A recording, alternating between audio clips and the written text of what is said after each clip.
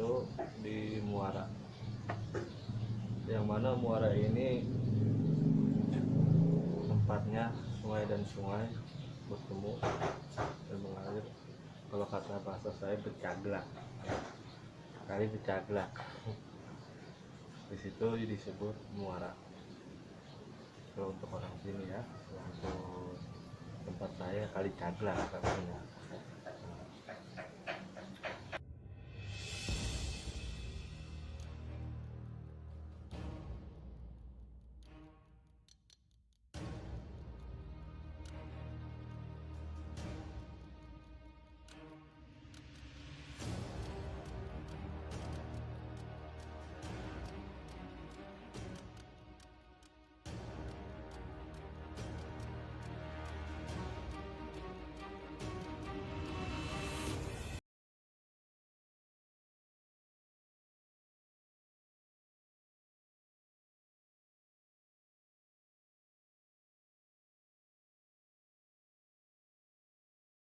Itu yang ada perpaduan antara sungai dari kaki Gunung Salak dan juga dari Sungai Ciherang, dan di situ juga ada satu padepokan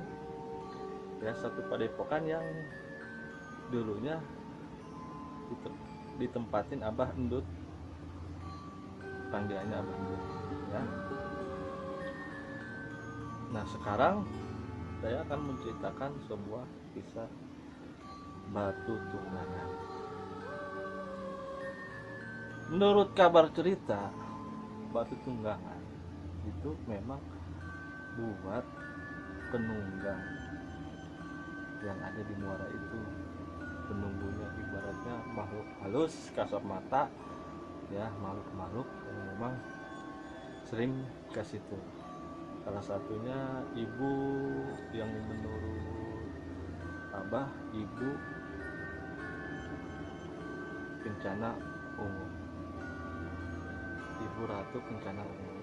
Saya juga telah bertanya apakah benar memang itu tunggangan batu itu tunggangan Ibu Kencana Ungu atau Ratu Kencana Ungu ya, yang mana setiap bulan Sapar atau bulan Mulud, sehabis bulan Sapar bulan Mulud itu selalu banyak sekali pengunjung ke situ untuk dimandiin.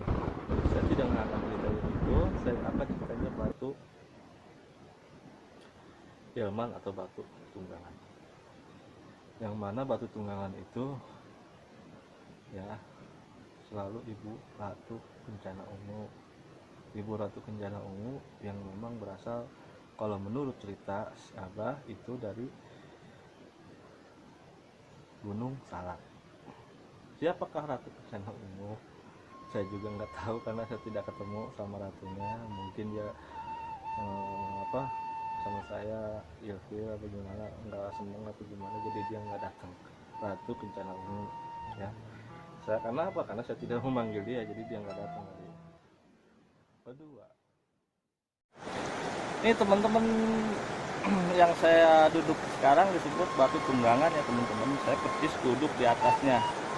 Ya memang kalau menurut cerita penduduk setempat, jarang yang mau duduk di Batu Tunggangan ini karena ini tunggangan Ibu Ratu kalau menurut penduduk setempat. Saya duduk persis di batunya, Batu Tunggangan yang memang dikeramatkan ya teman-teman. Ya, saya tidak mau mengangkat sejarahnya cerita ini, saya cuma sedikit cerita yang akan saya angkat. Batu Tunggangan yang ada di kaki Gunung Salak teman-teman ya, di sungai kaki Gunung Salak bertemu dengan Sungai Ciherang ya teman-teman.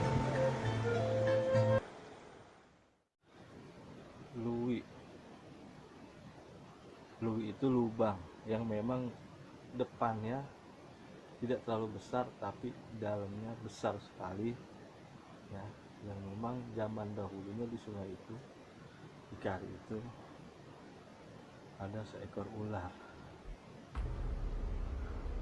Katanya apa? Itu ular itu menjaga Batu Tunggangan.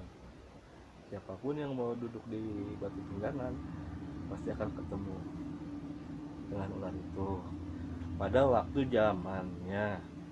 Tapi sekarang sudah zaman modern dan juga zaman sudah banyak berubah. Tadi pun saya sempat duduk di batu tunggangan dan juga saya sempat datang ke lubang itu, ke tempat mana ular berada. Alhamdulillah saya tidak apa-apa karena saya niatnya untuk datang dan mengangkat cerita, bukan untuk sombong atau bukan untuk melakukan niat, enggak. Di situ ada batu pertapaan yang memang ya, pada zamannya ada seorang kakek tua bertapa di situ sampai meninggal, baru sampai berlumut ya, berlumut. Karena kalau menurut saya tidak masuk logika, kalau sampai 5 tahun orang bertapa tidak makan tidak minum pasti dia meninggal menurut ceritanya. Tapi kalau menurut cerita sih tidak meninggal, tapi kalau menurut saya meninggal karena dia udah berumur sudah 5 tahun tidak bergerak pada zamannya ya. Dan di situ juga di muara itu, dari sungai, dari kaki Gunung Salak dan juga Sungai Ciherang, di situ ada tempat pemandian yang bisa bikin orang awet muda menurut cerita dari siapa, bisa orang awet ya teman. Ya ini teman-teman, sungainya yang saya bilang Sungai Becaglak ya. Dari arah tempat saya duduk satu, dan dari sebelah kanan saya satu. Nanti saya akan memberitahu batu pertapaan yang ada di sini, ini teman-teman ya. Dan di atas ada salah satu padepokan, yaitu padepokan Ibu Ratu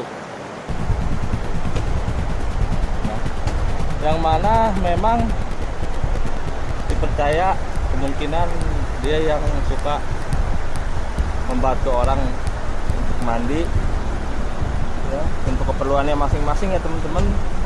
Saya tidak mau menceritakan masalah itu karena saya bukan mau mengangkat cerita itu. Saya mau satu ceritanya Ratu Kencana Ungu, yang mana Ratu Kencana Ungu itu berkaitan dengan Gunung Salak ya. Gunung Salak dari ceritanya mungkin dia ada kaitannya dengan Ibu Ratu Pantai Selatan, ada kaitannya dengan Ibu Ratu Ibu Blorong, ada kaitannya dengan Ibu Dewi Ranjar mungkin ya, kalau menurut kita. Tapi tertarik dengan cerita Ibu Ratu Kencana Ungu. Kenapa saya tertarik? Karena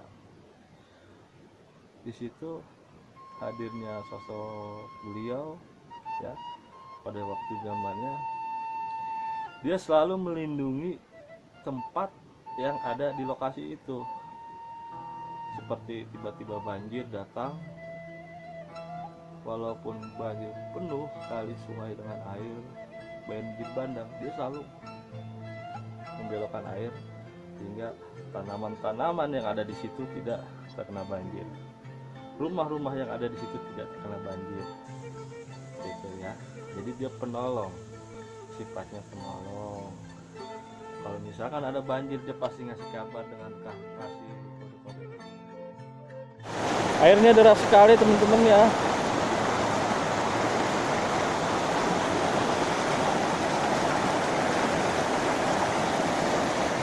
Di sini ada satu batu yang disebut batu yang dikeramatkan juga ya teman-teman.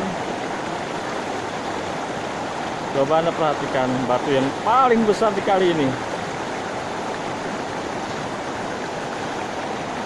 atau di sungai ini. Airnya sangat deras. Berhubung ini cuaca mau hujan, saya takut banjir. Kita jaga-jaga selamat kita naik ke atas ya teman-teman.